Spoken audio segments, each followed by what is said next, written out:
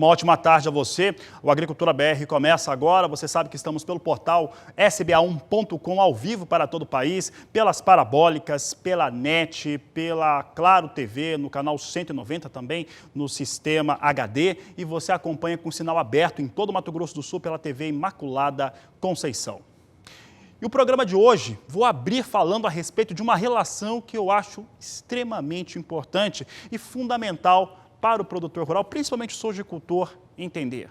Às vezes eu falo que esse dólar mais alto e que muita gente tem reclamado, e é claro que traz algum impacto que não é bom para alguns setores da economia, mas aqui nós falamos de agro, aqui nós falamos de exportação. E aí, neste aspecto, eu garanto a você, e vou mostrar agora, o dólar mais elevado é excelente para as exportações do Brasil. Uma das questões que eu destaco é em relação ao fator competitividade. Quando eu falo do fator competitividade, eu digo o seguinte: o produto nacional, o produto brasileiro, que eu estou falando aí de soja principalmente, ele fica extremamente competitivo no cenário internacional, porque para quem compra, o pessoal lá da Ásia, China, outros países, Europa, ele fica extremamente mais barato quando a moeda brasileira está muito mais baixa do que o dólar.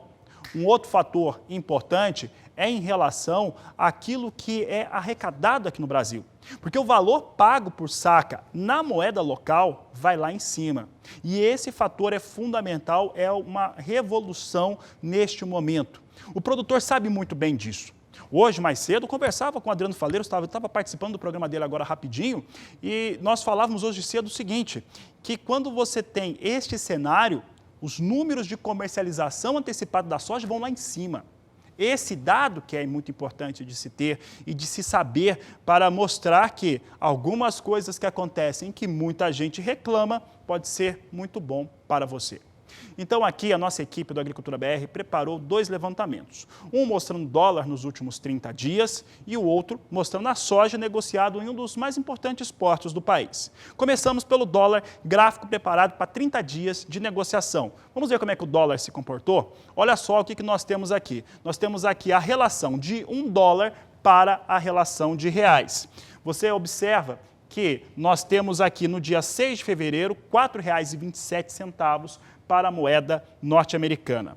No dia 13, R$ 4,32. No dia 19, R$ 4,37 era o valor de referência. No dia 27 de fevereiro, mês passado, R$ 4,49, encerrava o mês a R$ 4,49 o dólar. No dia 2 de março, R$ 4,50, aí nós tivemos o pico com dólar nessa semana, nessa última quinta-feira, R$ 4,66. Então, esses são os números para o dólar. Volta aqui para... Só coloque, deixa essa tela registrada aqui, que daqui a pouco eu volto, tá? Então, olha só, fica com esses números na cabeça aqui, as datas e como que o dólar se desenvolveu. Aqui, o nosso posicionamento é mostrar que essa situação aqui, ela foi benéfica para quem tem soja para comercializar. E é o que eu vou mostrar agora nesse outro gráfico. Esse outro gráfico vai mostrar o valor pago pela soja no porto. É o que eu tenho agora para você que está acompanhando aqui o Agricultura BR. Pode soltar na tela dados da Grãos Corretora, mostrando que no dia 6 de fevereiro, R$ 85,50. Nós tínhamos um dólar ali a R$ 4,27. No dia 13 de fevereiro, ele subia para R$ 88,50 a saca de 60 quilos, com um dólar a R$ 4,32. No dia 19, R$ 89,00 por saca e você tinha R$ 4,37 para o dólar. No dia 27, R$ 89,00 a saca se manteve mesmo com o dólar subindo para R$ 4,49. É que você tem um outro fator em relação aos aspectos que influenciam os negócios, como, por exemplo, como é que vem sendo negociada a soja na Bolsa de Chicago. Vamos continuar por aqui? Pode colocar em tela cheia, porque no dia 2 de março, soja voltava para a marca de R$ 91,00 e um dólar a R$ 4,50.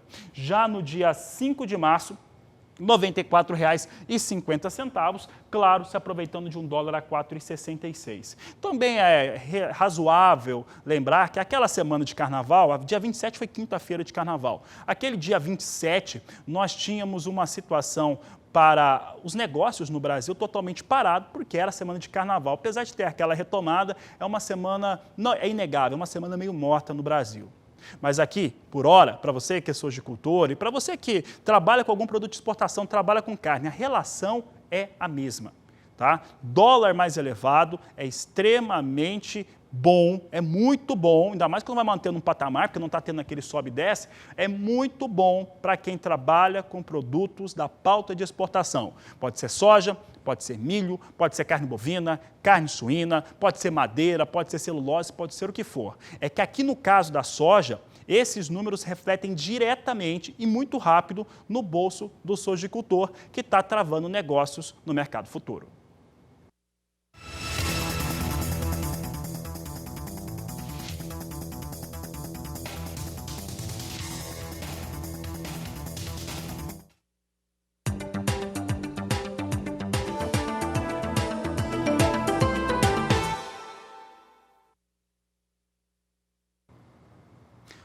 Continuo falando de soja, agora vamos falando sobre o que vem acontecendo no mercado neste momento e eu vou destacar relações em torno de China e Estados Unidos, é o tema de agora no Agricultura BR.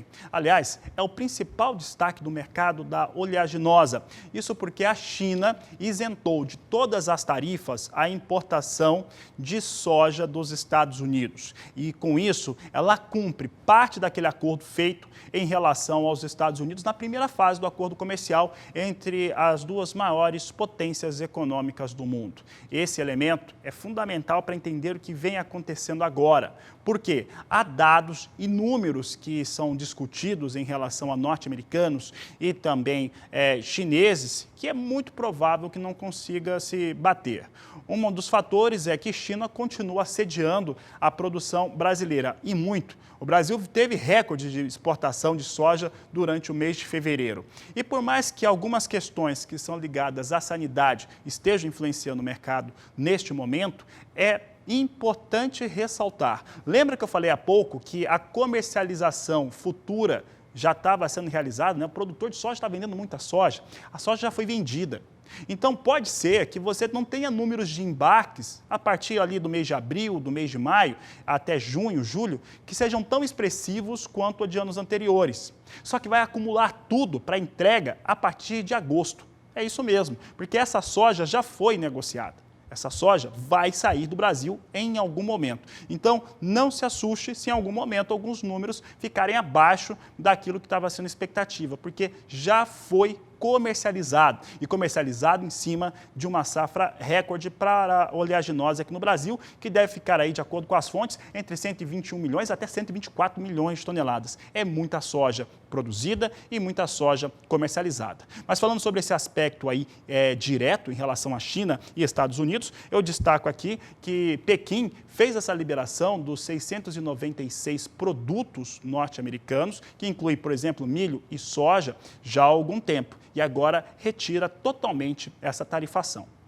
Vamos saber agora como é que soja na Bolsa de Chicago reage com essa informação. Essa informação ainda não é oficial, o governo da China não falou diretamente disso. Quem está falando a respeito do assunto são traders que operam com as empresas chinesas. Vamos dar uma olhada então o que vem acontecendo com soja em Chicago. Temos soja em Chicago aqui recuando um pouco mais no mais curto prazo, mas essa posição aqui ela vai migrar, como eu estava falando aqui com o nosso colega João Paulo Bacelar, que acompanha o mercado de soja.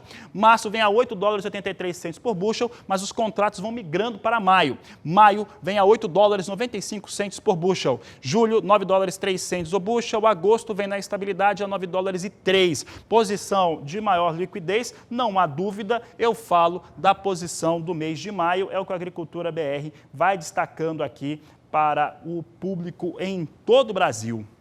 Olha, eu falava de dólar há pouco e continuo colocando aquela questão, tá? Estava conversando com produtores, estava lá em Nome Toque. Eu quero agradecer demais o carinho do produtor rural do Rio Grande do Sul, que falou conosco, que cumprimentou, que mandou abraço para o canal do Boi, que está acompanhando a programação.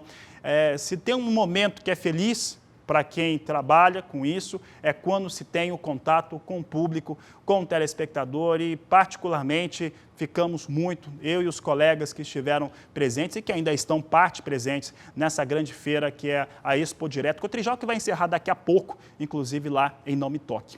Mas voltando ao assunto, e esse tema é importante para o produtor rural, em relação ao dólar. O dólar teve altas 12 dias seguidos. Essas altas, como eu disse, são fundamentais, são muito legais para a soja mesmo, né? Soja, o preço foi lá em cima. né? E preço pago para o produtor também foi muito legal. Isso daí é bom para o mercado da oleaginosa e também outros produtos de exportação. A alta foi de 12 dias seguidos, o dólar chegou a bater R$ 4,66. Hoje, há algumas expectativas em relação à moeda norte-americana, já que o Banco Central brasileiro faz um swap cambial com 40 mil contratos sendo colocados à disposição. Vamos dar uma olhada agora como é que vem o dólar. Agora o dólar ao vivo, tá? Dólar ao vivo na tela, pode trazer. Dólar a R$ 4,64, R$ 4,64 mais 8, vem na estabilidade, algum viés de queda de 0,06% para a moeda norte-americana. Bom, e é sobre esse assunto, um dólar bem mais pesado, bem mais forte, claro que traz alguns impactos negativos em setores da economia brasileira, mas isso é uma situação normal, em algum momento isso vira o jogo, né? As coisas começam a acontecer de uma maneira diferente, mas que está sendo muito comemorado pelo produtor rural, principalmente o produtor de soja. Então, falo sobre dólar, falo agora também sobre o mercado financeiro, com meu colega Walter Pulga Júnior, que está lá na sede da BBM, nos estúdios do Canal do Boi. Pulga, boa tarde, seja bem-vindo. Boa tarde a você, boa tarde a todos. Bom, Fabiano, você acabou de informar e, de fato, o dólar, neste momento, tem um leve recuo de aproximadamente 0,37% aproximadamente. E volta à faixa de R$ 4,63 agora. Estava a 4,64 há alguns segundos, você falava isso há alguns segundos, né? Mas agora cede um pouco mais. E por que isso está ocorrendo? Está ocorrendo porque o que o mercado já esperava ocorreu. O Banco Central ofertou agora há pouco 40 mil contratos de swap cambial tradicional, o que significa ofertar ao mercado 40 mil contratos de swap cambial tradicional. O mesmo que ofertar ao mercado 2 bilhões de dólares. Na verdade, ele dobrou o volume de oferta de dólares em relação aos 3 leilões passados, onde ele oferecia até 20 mil contratos, que aconteceram até na quinta-feira. Ou seja, o Banco Central e os operadores do mercado de câmbio já esperavam isso. O Banco Central atua para conter uma alta acentuada no dólar. Mas vale lembrar, o dólar agora há pouco passou, há alguns minutos, passou de R$ 4,66. Foi uma explosão, mais uma alta. Em seguida, chegou a arrasar fundo, veio em queda, subiu novamente, ou seja, temos uma oscilação constante com o dólar.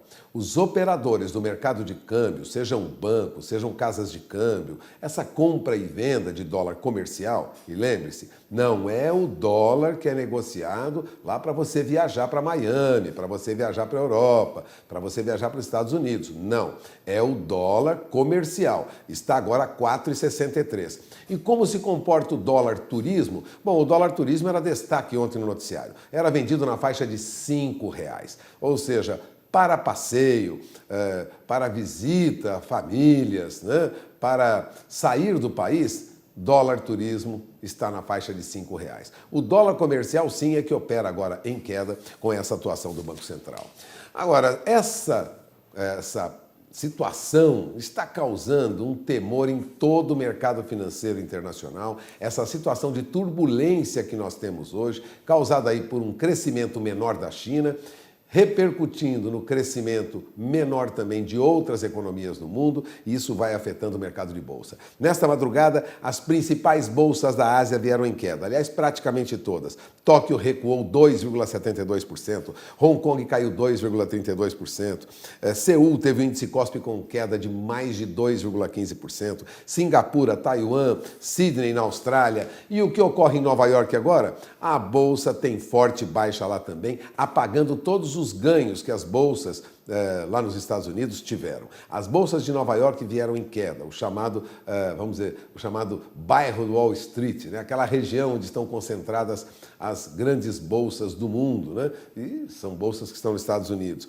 Os índices acionários lá seguem pressionados com o temor dos efeitos negativos na economia desta divulgação acentuada e desse temor em relação ao coronavírus. Por volta das 12 horas, né, na Bolsa de Nova York, o índice Dow Jones operava com queda de 2,60%, Standard & Poor's 500, outro índice de referência no mercado americano, caía 2,85%, o índice Nasdaq perdia 2,73%, ou seja, o contínuo nervosismo no mercado, mesmo depois que o Banco Central dos Estados Unidos baixou a taxa de juros, né, emergencialmente, e ter aprovado até 8 bilhões de dólares de gastos para conter a propagação do vírus, foi decisão do governo americano, né?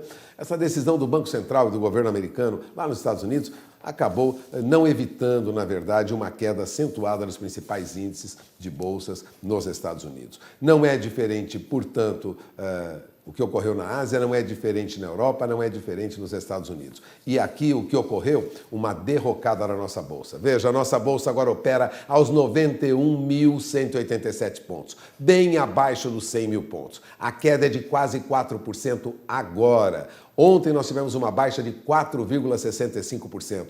Hoje uma outra baixa no índice Bovespa de mais de 3,96%, queda de praticamente 4% de baixa. É uma baixa acentuada.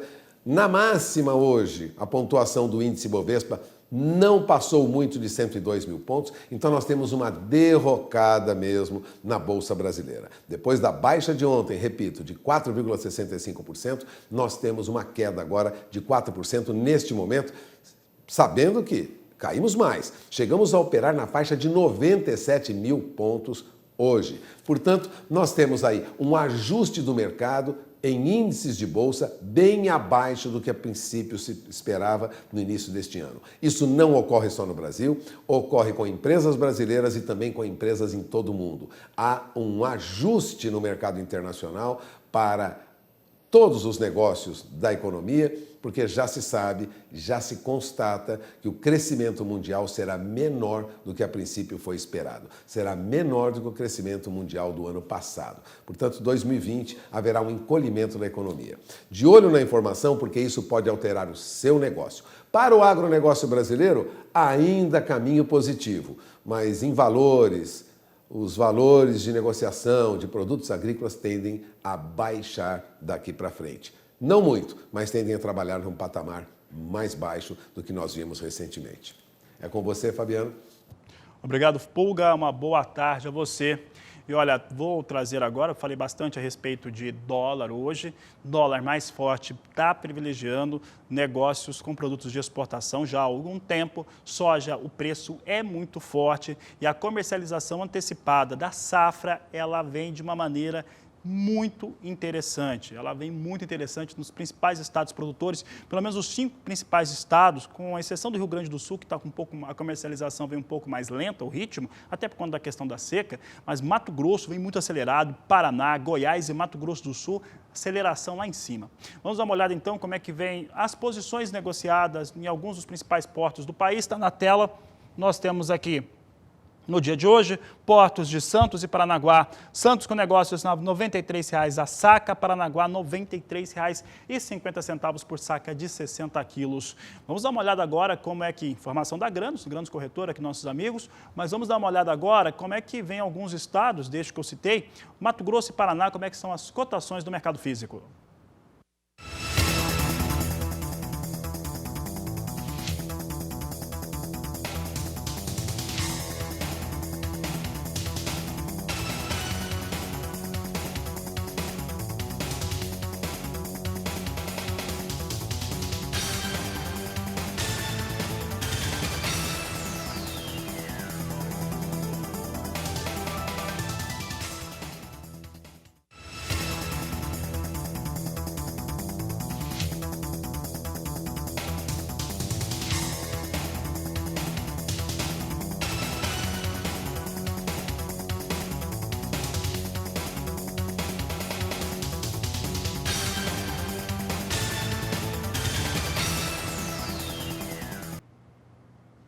Agricultura BR de volta, e antes de falar das atrações desse bloco, eu quero mandar um abraço para as pessoas que estão nos acompanhando. Em especial agora eu falo com a minha amiga Melissa Freitas, que está em Sinop, né? Tem um evento muito interessante de mulheres ali em Sinop e elas estão indo para Sorriso, né? O pessoal do Agro Ligadas, um grande abraço a todas e que estão nos acompanhando aqui, o Canal do Boi, o Agricultura BR, lá no norte do Mato Grosso. Um grande abraço, um grande beijo a todas vocês, especialmente para a Melissa. Por aqui, o Agricultura BR segue e nós vamos falar a respeito do combate às sementes piratas e como que esse procedimento tem sido feito. E esse foi um dos assuntos, está sendo ainda tratado na Expo Direto Cotrijal. Você acompanha as informações na reportagem de Annelise Nicolodi. O Rio Grande do Sul é o estado brasileiro que mais utiliza sementes não certificadas, o que motivou a APASul e outras entidades a criar uma campanha contra a pirataria. Gia, tu que é diretor administrativo da APASul, conta um pouquinho pra gente qual que é o objetivo de vocês com essa campanha. Tudo bem. Bem, essa é uma campanha nacional, é uma campanha integrada, liderada pela Abrasem e disseminada em todos os estados brasileiros pelas associações estaduais. Aqui no Rio Grande do Sul, essa campanha é liderada pela Abrasem, a nível nacional, e pela APASul, Associação dos Produtores de Sementes. Bem, essa campanha se faz necessário divulgar e fomentar ela a nível de estado, justamente porque o Rio Grande do Sul é o estado que tem a menor taxa de uso de sementes de todos os estados brasileiros, né?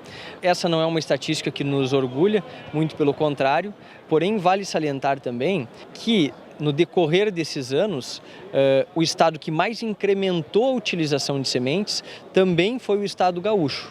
Nós vivemos momentos de taxa de utilização muito próxima a zero, por exemplo, na cultura da soja. Hoje nós estamos próximo a 50%. Por mais que hoje ainda estejamos atrás do patamar brasileiro, nós crescemos muito nesses últimos anos. Isso certamente tem um prejuízo, em especial para a pesquisa? Sem dúvida, a pesquisa perde com a semente ilegal, com a semente pirata, e sem dúvida o agricultor também perde. Porque no final do processo, quem obtém os resultados, quem obtém os benefícios de uma cultivar melhorada, de um lançamento mais produtivo, resistente a diferentes doenças, desenvolvida pelo obtentor vegetal, é justamente o agricultor. E a única forma de beneficiar as empresas obtentoras vegetais e detentoras de novas biotecnologias é comprando semente certificada, semente produzida por um produtor de semente.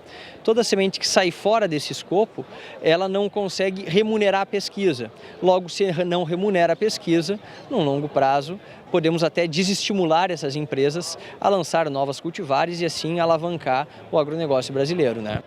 Gia, dessas sementes que são pirateadas, qual é a cultura que mais preocupa vocês? Olha, dentro do nosso estado nós temos 3 grandes grupos, que é a soja, o arroz, o trigo e forrageiras. Tá certo, Gia, muito obrigada pelas tuas informações, a gente divulgando mais essa campanha aqui contra a pirataria no Rio Grande do Sul. Annelise Nicolodi. Por aqui, o Agricultura BR volta a tratar um assunto que é fundamental para o produtor rural brasileiro, a questão do Fundo Rural. Recentemente, houve uma vitória importante junto ao Supremo Tribunal Federal em relação à inconstitucionalidade da cobrança da tributação de maneira nas exportações indiretas realizadas por trades e também outros tipos de operação. E aí nisso surgiu uma série de dúvidas, apesar de muito comemorado, uma série de dúvidas acabou surgindo. Por exemplo, como que o produtor precisa provar que, de fato, aquilo que ele vendeu, se for soja, foi para exportação e não para o esmagamento em território nacional. Como que ele faz isso a partir de agora? Como que ele faz isso em relação ao que já ocorreu? Entra com uma ação ou não? O impacto é muito grande, são cerca de 11 bilhões de reais e é por isso que nós vamos falar sobre este assunto aqui no Agricultura BR. Eu recebo para conversar sobre o tema o advogado Rodolfo Bertin, nosso convidado nessa tarde de sexta-feira. Rodolfo, obrigado pela sua participação. Mais uma vez a gente tem essa oportunidade de conversar aqui. E é um tema importante, está falando da vitória importante, comemorada, mas nós temos algumas coisas aí para o produtor ver, né, que ele precisa verificar. A primeira que eu vejo primeira coisa, explicar o que significa esse ato do STF, mas como comprovar que aquilo que ele vendeu foi de fato para o mercado externo. Boa tarde, seja bem-vindo. Boa tarde, Fabiano. Muito obrigado pela presença, pela oportunidade de estar aqui com vocês para falar sobre um tema muito importante, como você falou. Primeiramente, vamos explicar um pouquinho da decisão. A decisão, o que ela acabou resolvendo um problema muito grande do produtor. A Constituição Federal é clara ao afirmar que é imune todas as operações que são destinadas à exportação. Todas as receitas oriundas de exportação são imunes. Ocorre que a Receita Federal, ela quer sempre restringir esses benefícios e, através de instrução normativa, ou seja, norma inferior à Constituição Federal, ela criava alguns obstáculos para que essa imunidade não fosse utilizada. E no caso, vamos dar o exemplo da soja, o que eles criaram? Eles diziam que somente a exportação direta seria imune. Ou seja, o produtor teria que fazer a operação sozinho, vender direto para o exterior. Mas a gente sabe que isso não ocorre. O produtor precisa de uma trading. E quando passava pela trading, a Receita, nessa instrução normativa, dizia o seguinte: quando tem um intermediário, não tem a imunidade. O que o STF decidiu? A Constituição, no artigo 149, a norma é ampla. É imune toda operação que é destinada à exportação. O que o Brasil não quer com isso? Não podemos exportar tributos para que nosso produto seja concorrente com o mercado internacional. Fique cada vez mais competitivo. Mais competitivo. Então, aí vem a sua pergunta: como que o produtor tem que provar que essa operação foi feita para exportação? Ela tem que ser provada do início ao fim. Na nota fiscal agora, nós conversamos já, alguns contadores já conversaram por exemplo, com a Cargill, uma das maiores exportadoras. Eles querem que na nota fiscal conste que essa venda de soja é feita para exportação.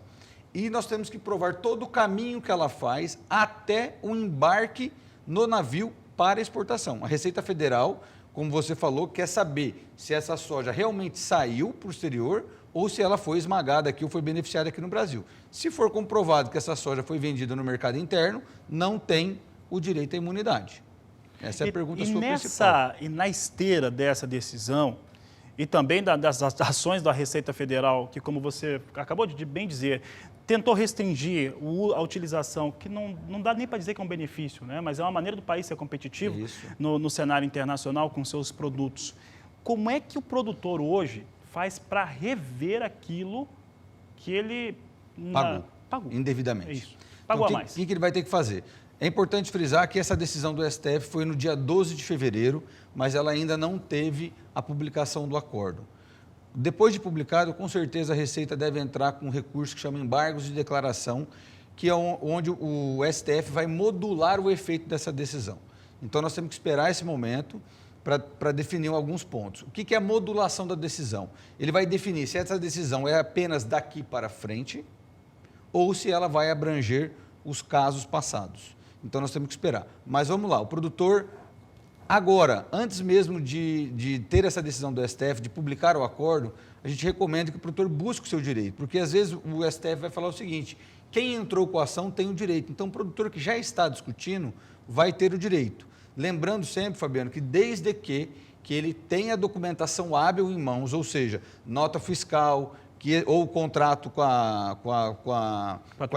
trading, de que essa venda dele foi feita para exportação, que a trading vendeu, que teve a retenção do fundo rural na nota fiscal dele. Então, ele tem que ter documentos comprobatórios dessa operação. Aí ele tem o direito de pedir a restituição dos últimos 5 anos que ele foi recolhido indevidamente.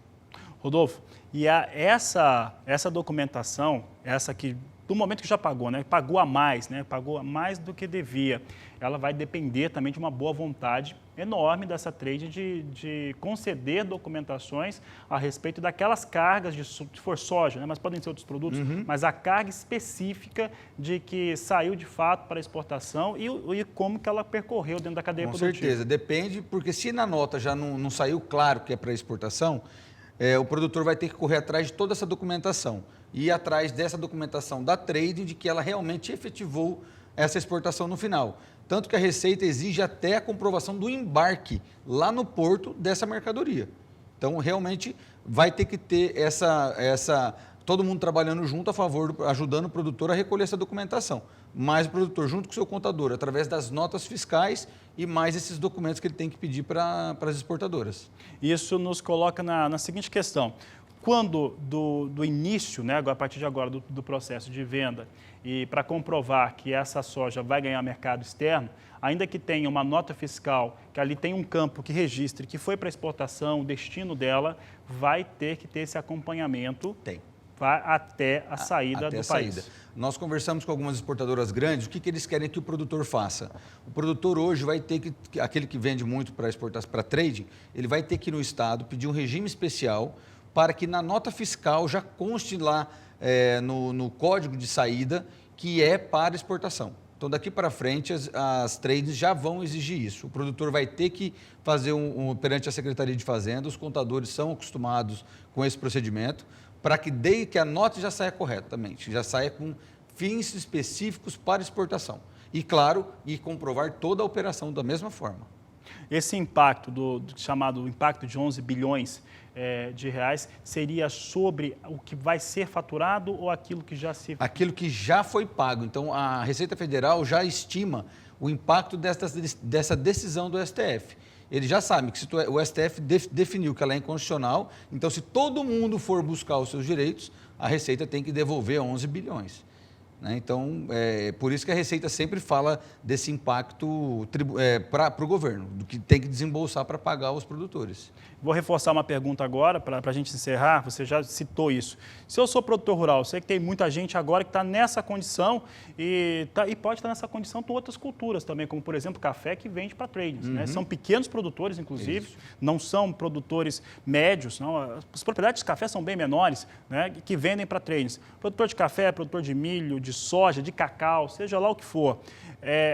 Hoje, o que ele deveria fazer, então? Ele entra com a ação e quais documentos que ele deveria ter primordial para começar tal questão? Ele vai ter que juntar as notas fiscais de venda que ele realizou para essas tradings e buscar a documentação que comprove que esses produtos deles realmente saíram para exportação, entra com uma ação judicial requerendo que daqui para frente não seja mais descontado esse fundo rural da exportação e os 5 anos para trás que ele foi retido indevidamente, que seja restituído para ele através de compensação com os outros tributos ou através de precatório para devolver esse valor para ele em dinheiro.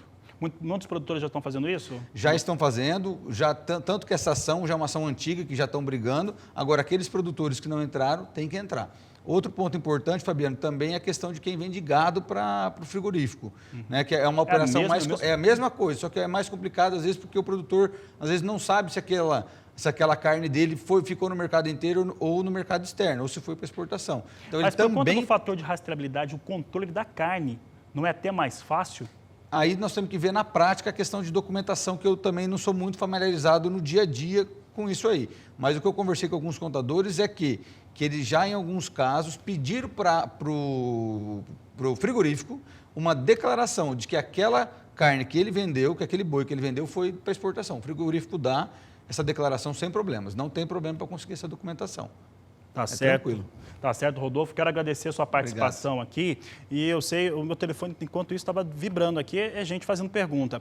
Eu vou fazer o seguinte, o pessoal pode entrar em contato, falar assim, ó, viu a entrevista, pode entrar em contato aí pelo WhatsApp que está aparecendo, pode ser pelo Facebook da Agricultura BR, do canal do Boi, por onde você conseguir falar, pode mandar sua pergunta e a gente conversa mais uma vez, né, que o pessoal está fazendo questionamentos e eles são sempre importantes.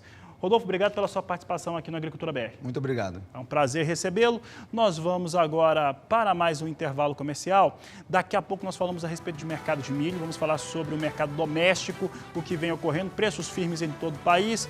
Vem bem a situação de cultivo do cereal nos principais estados produtores em segunda safra e trago o acompanhamento também do milho negociado na Bolsa de Chicago. Eu volto em instantes. E o mercado de silos aqui no Brasil tem crescido numa margem de 20% ao ano, o que mostra que o produtor rural, o agricultor, está cada vez mais preocupado em conseguir fazer a gestão daquilo que ele comercializa. E este é o assunto que foi tratado nesta entrevista com Walter Pulga Júnior, na sede do Canal do Boi, em São Paulo. O Brasil vai produzir uma nova safra recorde. E armazém é muito importante para conservar aí entre a colheita e a venda. Por isso, nós temos aqui hoje o Diego Fontes Schmidt. Ele é da Nortene, uma empresa que trabalha com silos bolsa, que tem um mercado crescendo aí quase 20% ao ano em média no Brasil. Aliás, cresce hoje depois de outros países já adotarem há muitos anos esse sistema. Diego, obrigado por ter vindo. Vamos falar um pouco sobre armazenagem, né? Vamos lembrar que nós antigamente não tínhamos uma quantidade, uma utilização de silos bolsa como temos hoje. Por que hoje esse mercado de silos cresce bastante no Brasil? Primeiramente, boa tarde, Walter. Obrigado pelo convite. Em nome da Nortene, eu agradeço o convite. Um prazer estar aqui. E vamos conversar um pouquinho sobre esse mercado de armazenagem, né? Bom, o silo bolsa é um produto que já está no mercado mundial há algum tempo, desde os anos 90, né? No Brasil, especificamente, começou nos anos 2000, né? Boa parte desse mercado veio da Argentina, desses produtos, né? Porque lá já era uma realidade há mais tempo, né? Mas no Brasil, então, desde os anos 2000. Então, por que está aumentando essa demanda por silo bolsa no Brasil?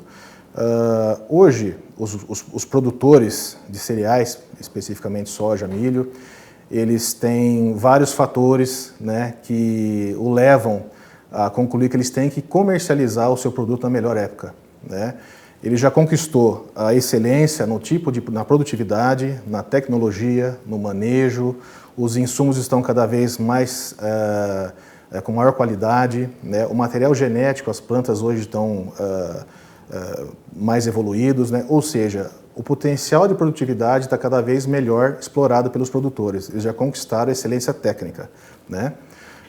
Porém, é uma commodity, são commodities, né? Então elas estão aí a favor, estão sujeitas ao sabor do mercado, né? Então, assim como o dólar favorece a exportação, né, do produto, o ponto negativo é que os insumos também encarecem, né? Então essa relação de troca do produtor, quanto que ele investe por hectare e quanto que ele vai receber na sua colheita, é que pesa muito. É que pesa muito, tem essa, né, flutuação. E tem se mostrado nos últimos anos como está um pouco negativo para os produtores, né? O poder de troca dele está caindo um pouco. Então, é importante esperar o momento certo para a venda, o melhor momento. Exatamente. O importante é ele saber que a melhor época da comercialização do produto dele vai lhe dar uma maior rentabilidade, né? Para isso é preciso armazenar. Para isso ele tem que saber armazenar. E a gente está aí às portas de uma colheita recorde, né, numa safra recorde, né, de 245 milhões de toneladas, né, de cereais. A nossa capacidade hoje no Brasil estática de armazenamento gira em torno de 70% do que nós produzimos, né? Obviamente que o produtor, uma parte da sua colheita já está redeada, já está com o dólar travado para seu escoamento, né? Já vai ser vendido. Tem um escoamento mais rápido, né? Escoamento mais rápido, né? Mas mesmo assim 30% de defasagem é muita coisa, né? Nós temos planos, projetos do governo, né, financiamento para armazenagem. Sim. Mas você lembrava agora há pouco apenas para armazenagem estática. Para construção de grandes silos estáticos. Exatamente. Temos recurso suficiente para ter armazéns para conservar esses produtos? Ou os silos bolsa é a única alternativa nesse momento? Olha, existe o programa de financiamento do governo, né, com créditos liberados para esse tipo de fim, né, que são os armazenamentos estáticos, são os silos metálicos, né, que é o que predomina hoje, mas nem todo produtor tem acesso a esse crédito, né? E, enfim, e também tem o custo, né, todo desse armazém, e também o acesso é difícil ao crédito, como eu já disse, e também o tempo de demora para construir uma estrutura dessa. Então, todos esses fatores, aliados com o que eu disse antes, em relação ao produtor vender na melhor época, dá a ele uma opção de comprar o silo bolsa, né? É uma alternativa. Uma alternativa muito viável, né? Mais barata, inclusive. Mais barata, obviamente que é uma alternativa temporária, né, para atendê-lo naquela safra, mas que se justifica automaticamente pela melhor época de comercialização do seu produto. Os silos bolsa crescem no Brasil a venda, cresce a utilização, mas ele atende somente grandes produtores ou ele pode atender também médios e pequenos produtores? Silos Bolsa, para o pequeno, também vale a pena? Sim, vale a pena. Uma das grandes vantagens do silo bolsa é justamente o custo dele em relação às armazenagens clássicas, né? Que é alvenaria, metálica, enfim. Então, são produtos de custo relativamente baixo em relação a essas armazenagens clássicas, né? E é temporário, tem uma série de vantagens, você pode colocar onde você quiser na sua fazenda, você pode ter uma maleabilidade de colher, plantar o que você quiser, a hora que você quiser, que você vai ter o armazém disponível ali, né? Então, está disponível para grande produtor, pequeno produtor, são materiais hoje de alta qualidade, é um mercado que no Brasil cresce 20% ao ano. Hoje nós estamos falando aí num potencial de 100 mil bolsas para o mercado agora na safra 2020. Isso mercado 2020, nacional. Mercado nacional, né? A Nortene, a empresa que você trabalha, tem uma boa parte desse mercado. Sim, você já tem know-how nisso em outros países. Sim, a Nortene ela já trabalhou no passado com silo bolsa, voltou com mais força o ano passado, né, com a Silox, e o market share que nós esperamos conquistar esse ano aqui, 2020, é de 20% desse mercado. Então ela está uma campanha bem agressiva, nós temos uma equipe comercial muito forte, né? Então essa é a nossa intenção. São muitos concorrentes nesse mercado? Não são muitos. Nós temos aí internamente, nós temos alguns exportadores, né, argentinos e uruguaios, que são mercados que já são mais tradicionais com a silo bolsa, já são maduros, né? Então, mas nós temos entre estrangeiros e nacionais algo em torno de 6 ou 7 grandes players aí no mercado de silo bolsa. O que era impensável 20, 30 anos atrás, quando já ocorria fora do Brasil o uso de silos bolsa. Sim, é o que eu te falei. Nos últimos 20 anos o Brasil teve um crescimento enorme na produtividade de cereais. Então, e mais com essa conscientização do produtor que ele tem que vender numa melhor época. Então, toda essa conjunção de fatores levou ali a pensar melhor na sua produtividade, no estoque disso tudo, né? No armazenamento. Então, a silo bolsa veio na hora certa, né? Bom, produtor, de olho na informação. Silos bolsa avança no mercado e pode ajudar, porque conserva pelo menos, enquanto o mercado não estaria tão favorável em algumas situações. O custo dos silos bolsa é mais barato que o armazenamento estático. Mas a diferença compensa porque ele fica inútil na segunda safra, né? Você não usa, você não tem reutilização de silos bolsa. Sim.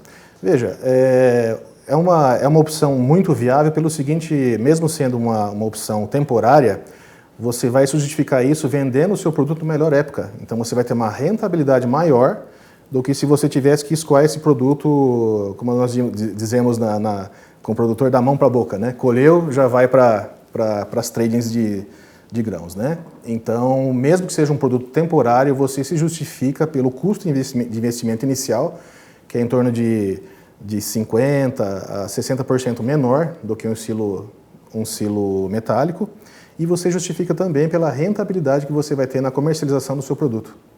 Bom, está aí o recado do Diego Fonte Schmidt, que é da Nortene. O mercado cresce para silos bolsa, produtor de olho na informação. Espere o melhor momento para vender seu produto e guardar, armazenar é fundamental na espera desse melhor momento. Passamos o recado, Diego? Sim, com certeza o grande produtor especializado, tecnificado, já alcançou a excelência em todas as áreas, né? O papel dele ele faz e agora está seguindo um próximo passo que é saber armazenar e comercializar na melhor época, né? Então, por isso a Nortene está aí para ajudá-los, né, com a Silox. Bom, agradeço a presença do Diego aqui conosco. Vamos encerrando essa entrevista. É com Obrigado. vocês em Campo Grande.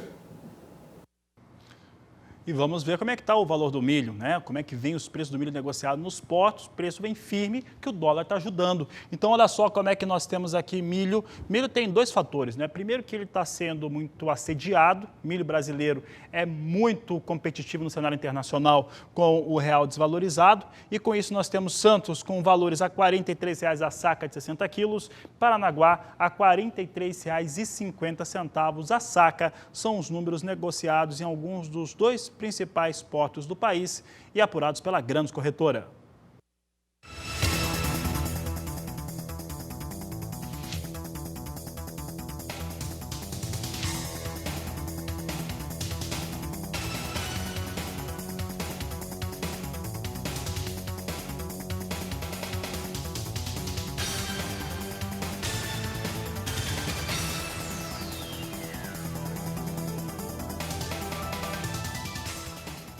A FAO, que é a Organização Mundial de Saúde, atualizou os números de animais que são afetados pela peste suína africana e que foram abatidos. Os números da FAO são extremamente polêmicos porque eles trazem apenas os levantamentos oficiais, que dão conta de 8.014.176 animais abatidos por conta da peste suína africana. Entretanto, os dados das empresas que atuam e também de quem trabalha diretamente nos países, principalmente Ásia, em relação ao rebanho de suínos, dão conta de um rebanho muito maior que já foi morto por conta da doença, desse tipo de enfermidade que tem atuado sobre o rebanho suíno, principalmente na Ásia. E é por conta disso que muita gente acredita, inclusive nós, que o mercado para a carne brasileira, de qualquer tipo, bovina, de frango e suína, continua extremamente aquecido, não só em 2020,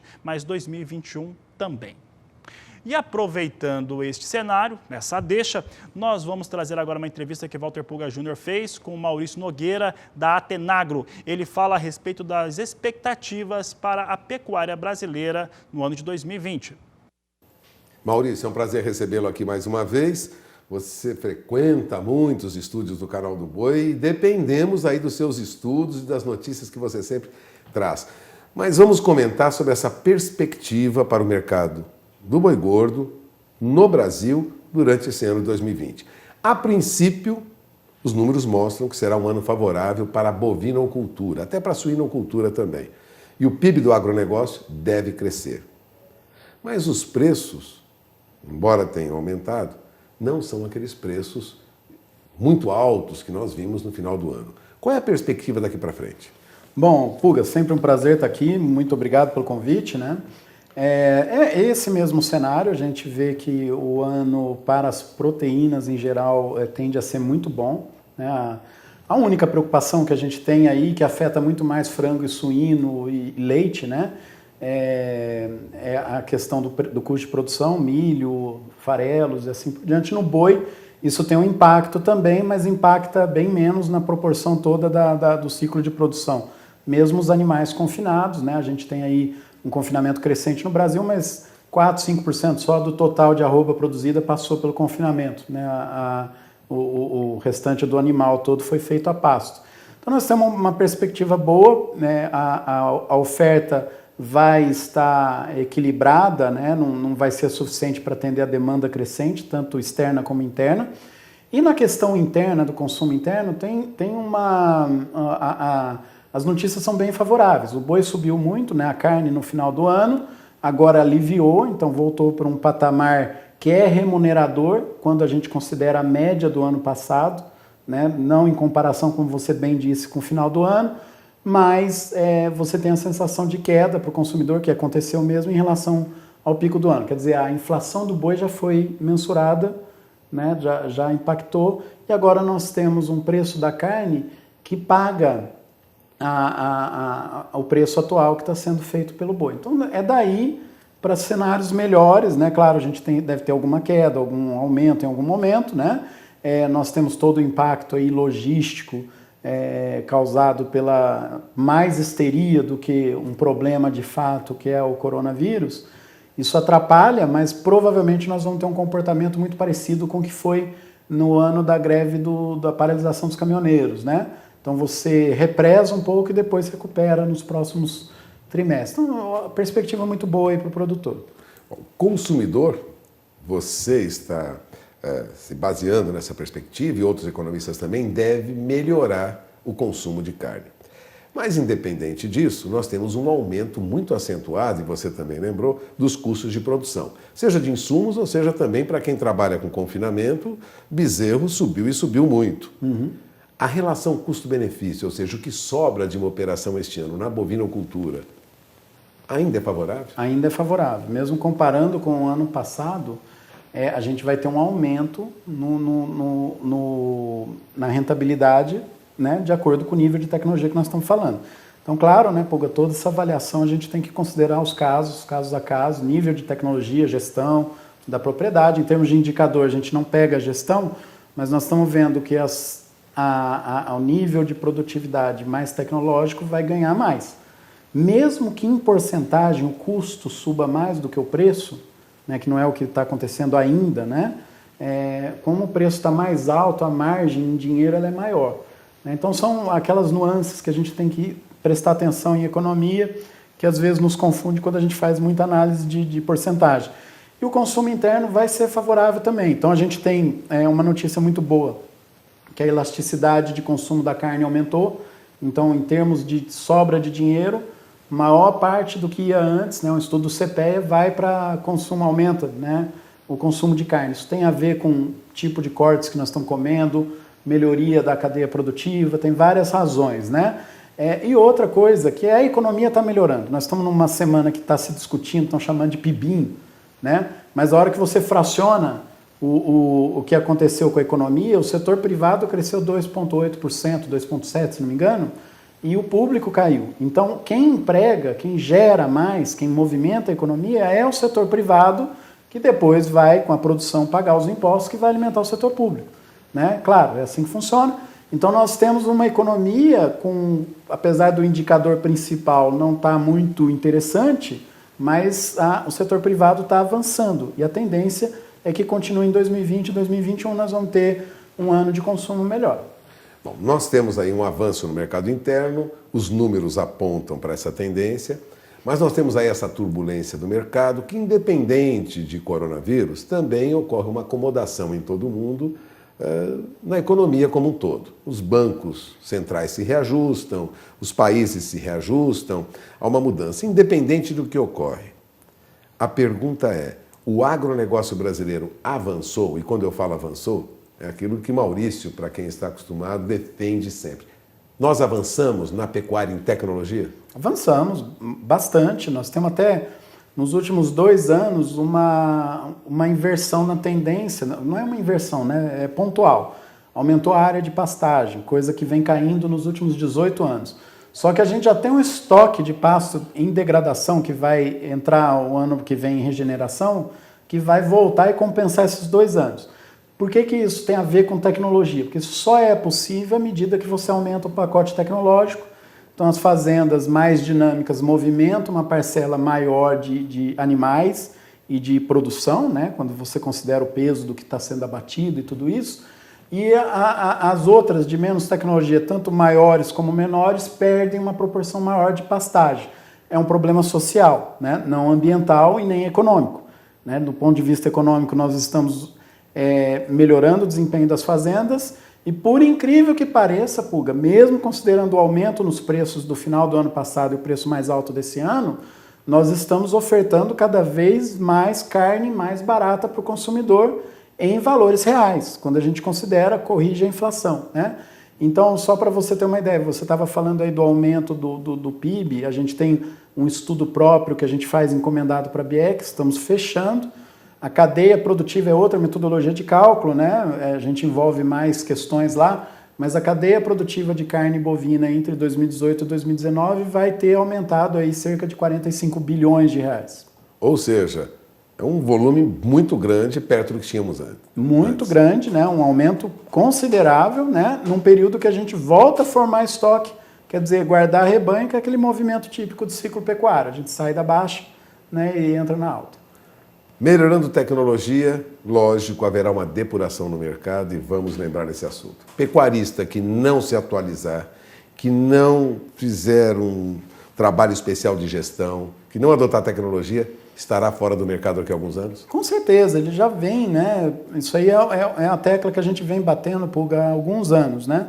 Até o ano passado, dentro da Rally, mesmo antes da gente ver o que tinha acontecido com o preço, o tema era qual é o impacto da tecnologia em preços altos, na hora que aumenta o preço. Então, nós fizemos esse cálculo e levamos a campo o preço subindo. Para aquele de baixa tecnologia, ele não muda muito a realidade da fazenda, porque ele não tem quase nada para vender. E naquele de alta tecnologia que tem escala, quando o preço sobe, a margem dele aumenta consideravelmente e permite que ele tenha mais fôlego ainda para avançar mais em relação aos menores, aos mais menos despreparados. A gente acaba tendo esse hábito, né? Lembra que dentro do público do Rally, os menores produtores são os mais produtivos, em média. Né? É mesmo? Inclusive a venda das áreas menores é muito maior do que a venda das áreas maiores, né? Dentro do público do rally. Adota a tecnologia, rende muito mais. Com certeza, né? Então a concentração ela é muito mais relacionada hoje ao pacote tecnológico do que ao tamanho da área. Se a gente coloca isso em tempo, né, o que deve acontecer nos próximos anos? Uma provável mudança de terra na mão dos players que estão no mercado. Quer dizer, algo que nunca aconteceu em escala, né, para pequenos produtores, poderão voltar a crescer, como a gente viu acontecer em outros países. Né? Então tem muito mais a ver com o aporte. Lembrando, claro, que uma fazenda de alta tecnologia é muito mais difícil de administrar e mais vulnerável a erros do que a de baixa tecnologia. Então, o cuidado aí com a gestão é fundamental. Vamos falar um pouco do rally que ocorre agora a partir de junho. De novo, teremos este ano, né, o Rally da Pecuária. A sua perspectiva para o rally deste ano? Há uma possibilidade de ampliação do rally, de aumento da área percorrida? Você sempre procura selecionar as regiões e avaliar as regiões com critérios muito, vamos dizer assim, próprios, né? Não é uma pesquisa comum, é uma visita, é uma conversa. Eu pergunto, de olho na pecuária, depois do ano passado, o rally deste ano vai aumentar? Vai recuar? Como você imagina? Puga, nós temos como regra sempre ter 3 planos, né? Então depende do orçamento que a gente conseguir. Quantos parceiros, patrocinadores, apoiadores nós vamos ter, vai ser o tamanho. Por princípio, a gente tenta não retrair o tamanho do rally. Então a gente mantém, às vezes anda uma área menor, que é o que a gente testou o ano passado e foi muito bom, porque nós aumentamos a eficiência de impacto do rally, né? Nós conseguimos atingir um público muito maior, muito mais selecionado do ponto de vista de produtor e técnico, né? Está no público. Então a gente tenta manter o plano mínimo, né? E tem um segundo e um terceiro plano que depende do orçamento. Um plano é mais focado em inteligência. Então a gente até tem um projeto que a gente está tentando viabilizar, que dependendo do número de parceiros, sendo ou não patrocinadores do rally, nós vamos levar um material educativo em relação à sustentabilidade, dados que a gente vem concluindo aí ao longo dos anos. Né? Na verdade, a nossa empresa está lançando, nesse mês, uma divisão de advocacy, né? Que é justamente, a gente tem que acompanhar esses indicadores por uma questão de economia e ver o que está errado nos estudos que estão sendo divulgados. Então, nós vamos transformar isso em negócio e a intenção é a gente fazer esse plano educativo. Então, isso é uma parte de inteligência. E outra é expandir. Então, atingir outros estados, a gente sempre quer ir até o Maranhão, até a Bahia, né, o Oeste Baiano, a gente quer aumentar a presença no Pará, chegar em Paragominas, nós queremos voltar a ter uma presença anual lá no Acre, que a gente está indo a cada 2 anos. Então, tudo isso depende do orçamento. Se a gente conseguir recursos, nós vamos fazer tudo isso. E vamos falar também do projeto que você está desenvolvendo com a Sociedade Rural Brasileira. Ainda está no nascedouro, mas qual é a intenção dessa relação Atenagro, Rally da Pecuária, com a Sociedade Rural Brasileira? Bom, nós já temos uma parceria antiga com a Sociedade Rural, né? A Sociedade sempre entra como apoiador no Rally, né? E a gente sempre tenta viabilizar uma presença maior. Já fizemos um piloto lá atrás que acabamos tomando uma decisão que não tem muito a cara do rally, é aprendizado, né? A gente quis fazer uns eventos grandes durante o rally é evento pequeno, né? Pouca gente e muitos eventos, então eu acho que esse é a cara do rally.